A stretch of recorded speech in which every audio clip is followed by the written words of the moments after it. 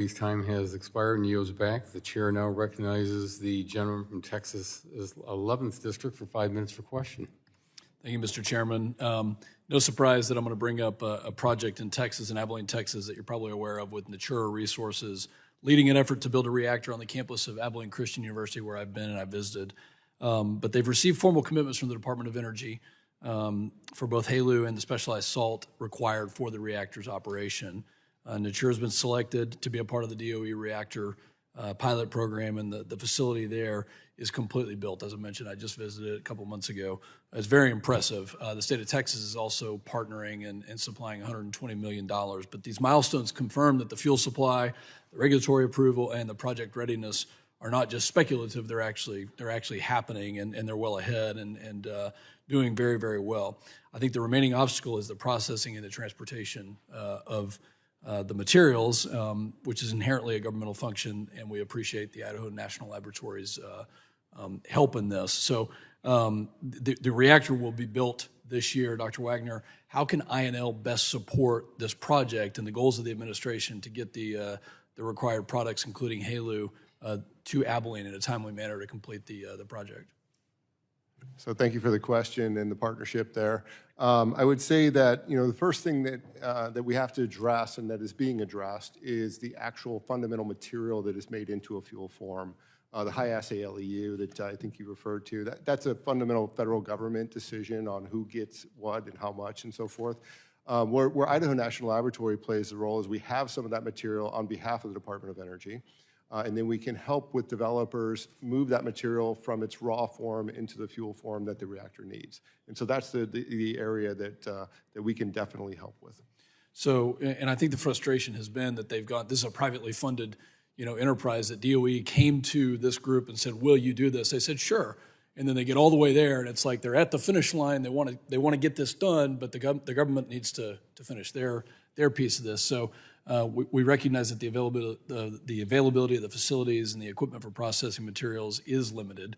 But if there is a prioritization and the use of the INL infrastructure is prioritized for this project, it sounds like that's going to speed it up. And what's the best way for congressional offices to both stay informed and to make sure that we continue? Because I mean, they're well ahead of any other program of this type. Yeah, in terms of engagement on access to the materials and prioritization of resources and facilities at the laboratory, that engagement is best directed towards the Department of Energy. As a laboratory, I'm a Department of Energy laboratory, but I'm not a federal employee and I don't make those federal government decisions. We take our direction from the Department of Energy.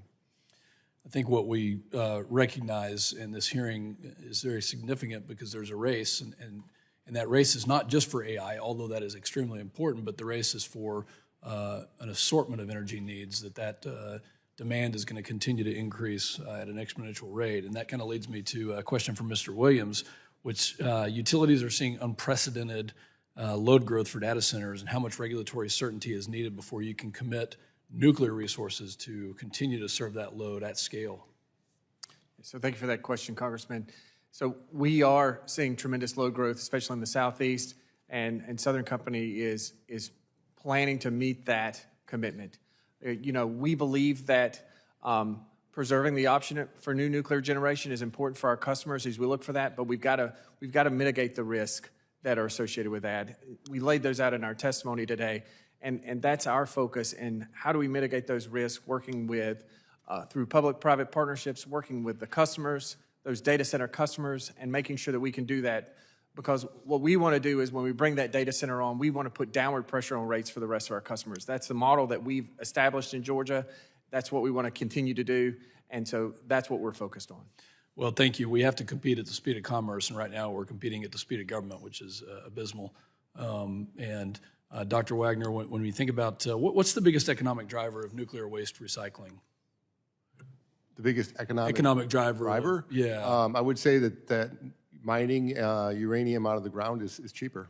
Also, that's the economic driver. The other aspect, I think, is that this committee could consider is the Nuclear Waste Policy Act and whether or not there are incentives with respect to recycling. Well, that's kind of that was my follow-up, is what will provide a model of sustainability so we can continue to use and recycle and use the materials that we know are valuable. Well, so there's a number of aspects to that question, but I would say the Nuclear Waste Policy Act did not envision a future of recycling, and it laid out standard contracts with utilities where the Department of Energy would take the material. And so that is the model under the Nuclear Waste Policy Act. If we would like to change that model, then I think we need to go back and revisit that. Hard to have that conversation in 20 seconds, but thank you. Yield back.